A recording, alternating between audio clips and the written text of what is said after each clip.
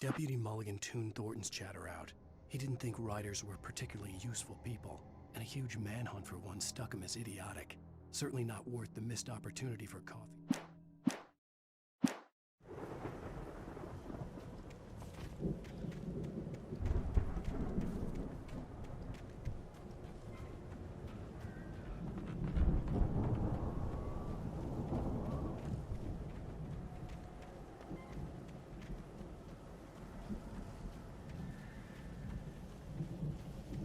See, bestseller? No reason to worry. Your cutout's good as new, right where I left it.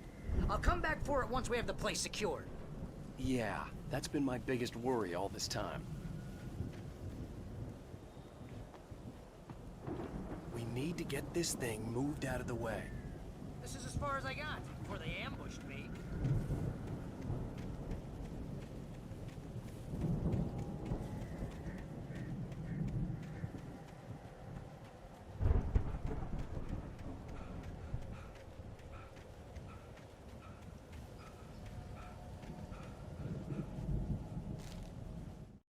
As the deputies hauled Wake and Wheeler away, Agent Nightingale eagerly examined the stack of papers Wake had been carrying.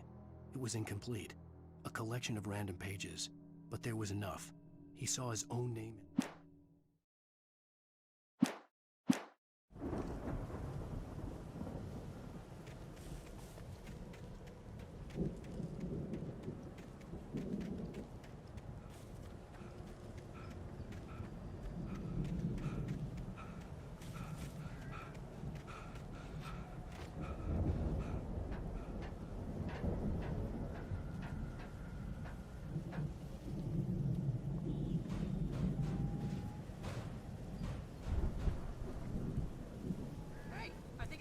Here has something to say. What's that, Al? Ooh, I'm Alan Wake. I'm always right about everything. And if I don't get my way, I'll sulk all day long. I'm always intense and moody. It makes me very attractive and mysterious. Right now, I'm just standing here because I need my best friend Barry to carry me. But that's okay. I can just take him for granted. I think I see what you did there. It was pretty good. You want me to do my imitation of Barry Wheeler? No? Thought so.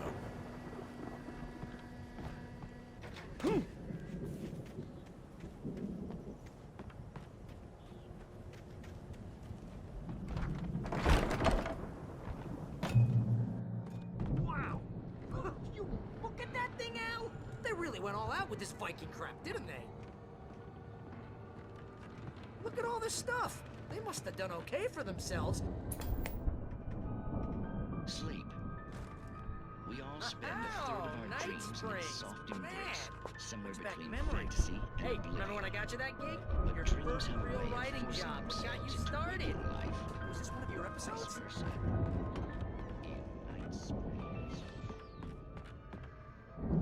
Tonight's episode. The Dream of Dreams. That's by someone else.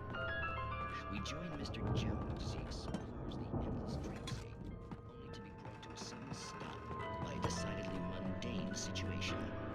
A long line of people. Hey, Jones, right? Listen, we're gonna have to wait until His Highness over there is good and ready. Oh, wow. Who's that? You don't know him? What is he, new? He's the guy dreaming us. Well, not just us. He dreams everything. All of this. But wait, no. I'm the one who's dreaming. I'm asleep. It's 1976. Madness reigns at the Anderson farm. Contrary to all logic, the headiest ingredient of their moonshine is unfiltered water from Cauldron Lake. The Andersons feel like gods. Odin came. Isn't this my dream? Oh, yeah. The Viking boat looked imposing, almost like a battering ram. I'm a dream. You're a dream. The weirdo in the diving suit is a dream. And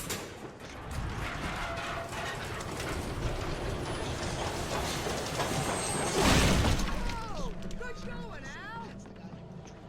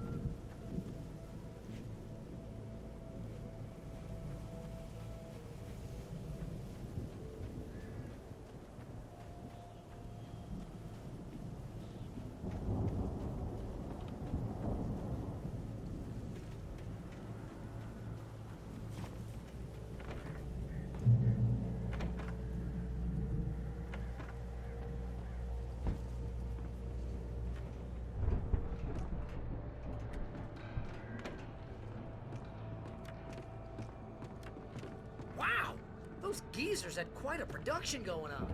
Ooh, you know what, Al? If we make it through this alive, I'm gonna start representing them. Yep, sell this stuff online, maybe get a reality show going, release a new single. Good luck with that, pal. Hey, you find us a way out of here, okay? I'm gonna take a closer look at this stuff. The door was barred from the other side. I'd have to find another way.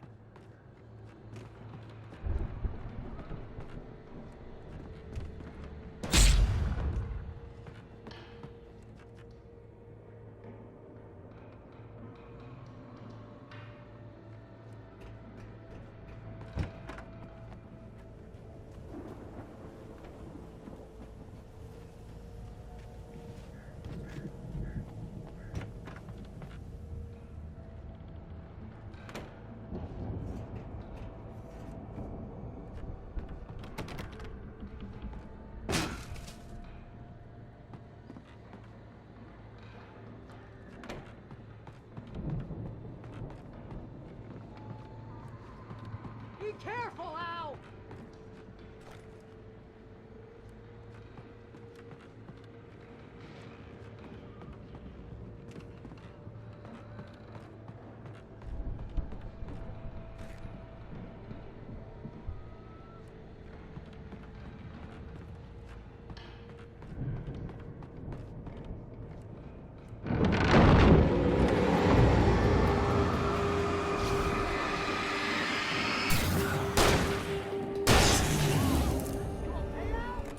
I'm good. Keep your eyes open, okay?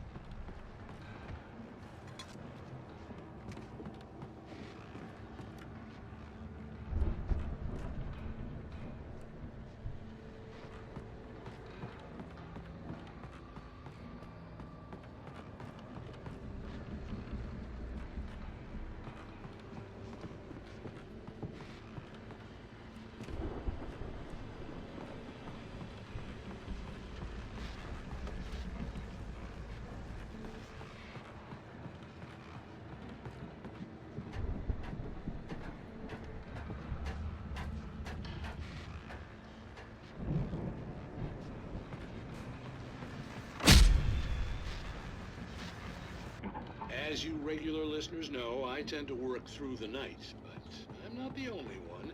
Deputies Mulligan and Thornton are taking a couple of moments off their busy schedule to join me here in the studio.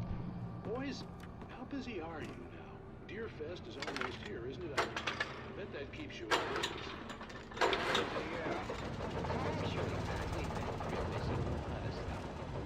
Which concerns an ongoing investigation.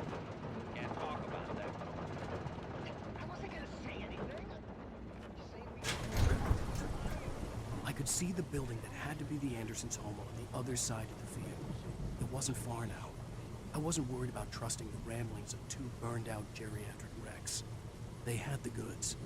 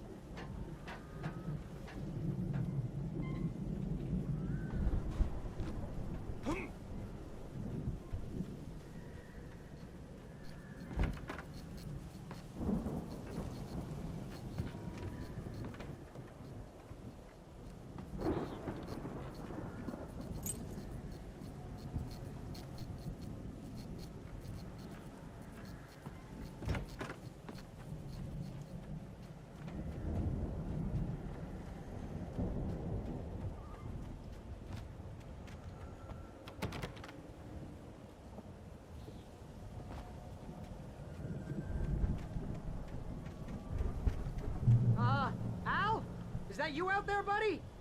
Yeah, it's me. Hang on. Hey, let's go, man.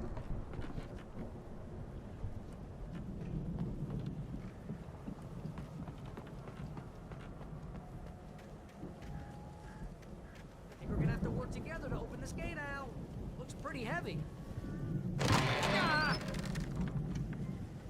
Hey, I think that's the farm on the other side of the field. We're almost there. This farm is a crazy place for crazy people. We should feel right at home then.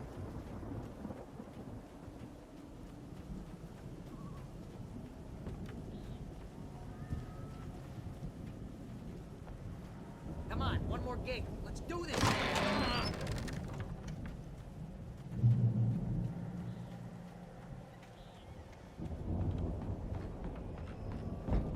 The lights are out. I guess we better check the fuse box.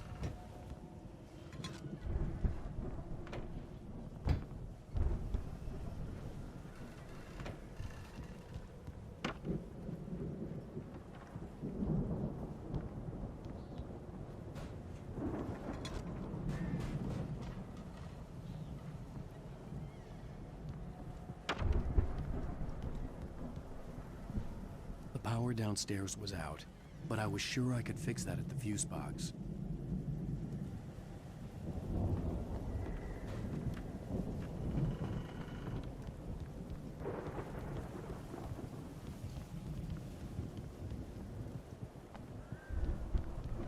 You know, this place looks kind of lived in. I thought the Andersons were in the booby hatch. Again, Alice's screams rang in the stillness of the night. I saw myself run toward the cabin, flashlight in my hand. I followed my past self. I was an out-of-body observer, a time traveler and a crazy drunk.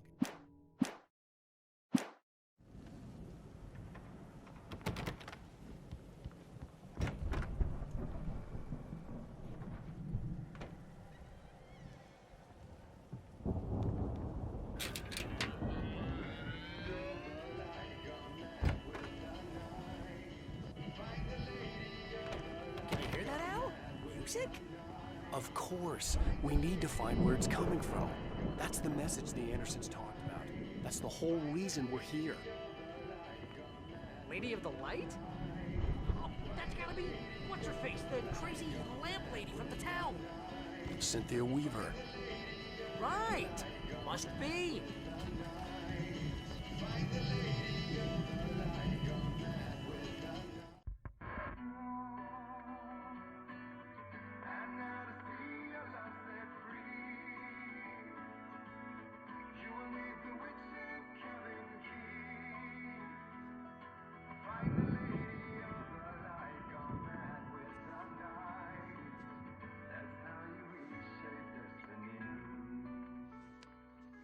Okay. We need to find Cynthia Weaver. We'll stay here for the night and head back to town as soon as it gets light. Hey, Al. Lots of hours before dawn. Might as well get some rest. And by rest, I mean drunk. Come on, Barry, this is... Yeah, what the hell?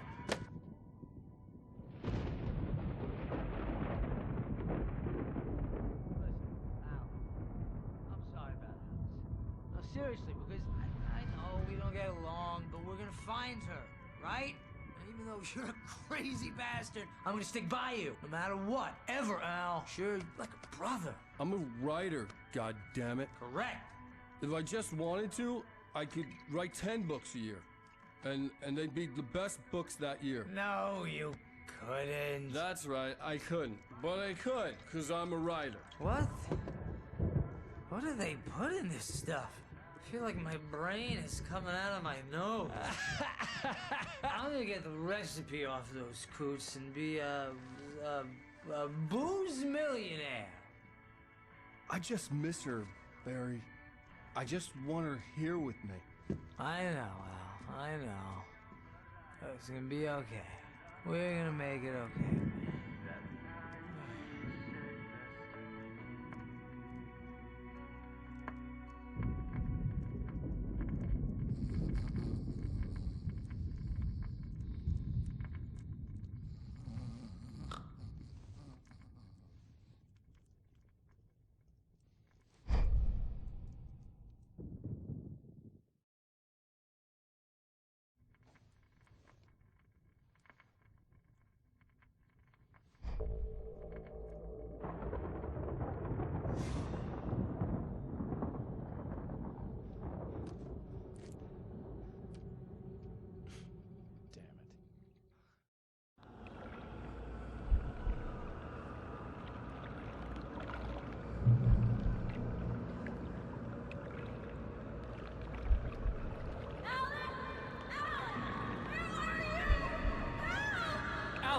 I'm coming!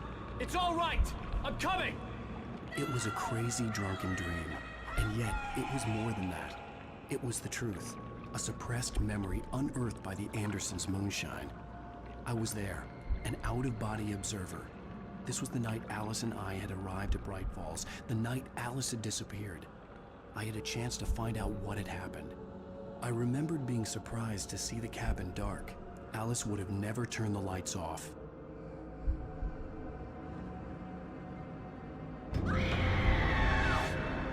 Alice? Alice!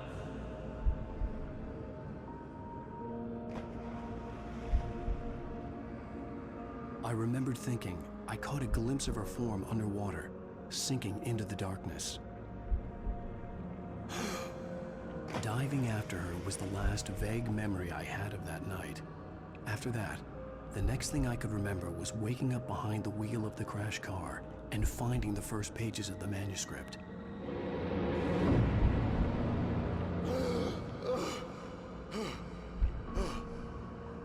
I couldn't find her in all that blackness. I must have thought she drowned.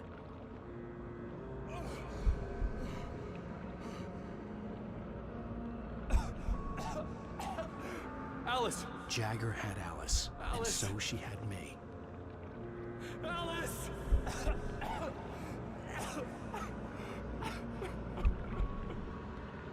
I'd been easy prey. Look at the cabin. Is there someone in the window? Alice? Maybe she didn't drown after all. Maybe she's inside. Alice! Yes.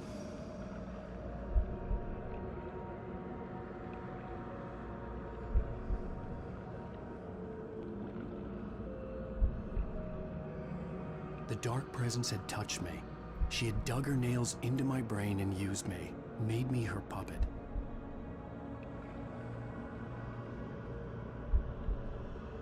She must be here somewhere. Maybe upstairs in the study. Alice! Yes, that's where she is. You can apologize. Alice! You laugh at the whole thing together and put it behind you. Alice? She's not here. You were foolish to think so.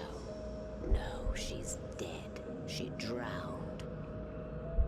No, no, no!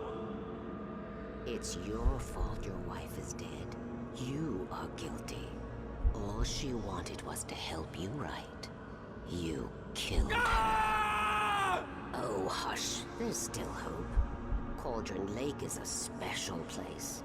Here, you have the power to change things. She wanted you to write. I will tell you what to do.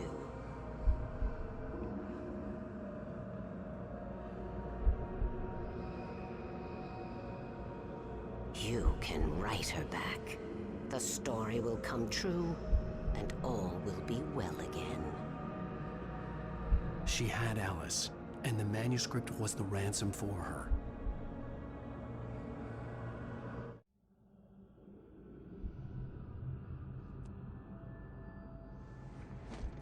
Yes. All right. I'll fix it. I'll bring her back.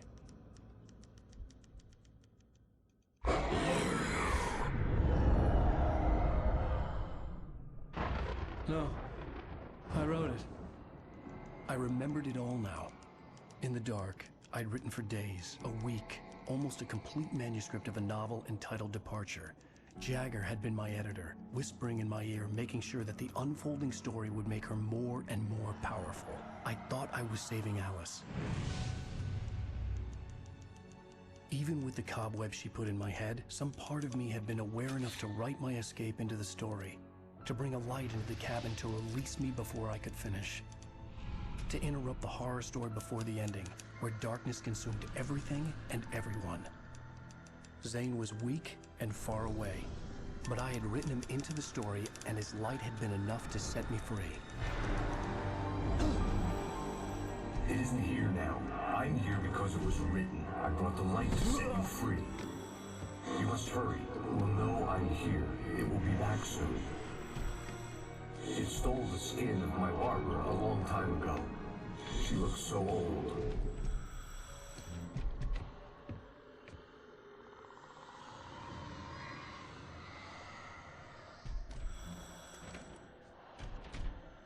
I had woken up, confused and groggy, my mind consumed by darkness and fear. All I could do was to escape.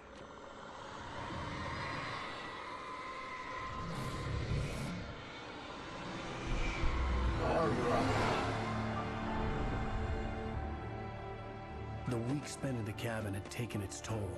I was barely conscious, and fading fast. It had to have cost Zane terribly, thrown him even deeper into whatever dark place he now haunted. But he had managed to weaken the dark presence, kept me safe that night.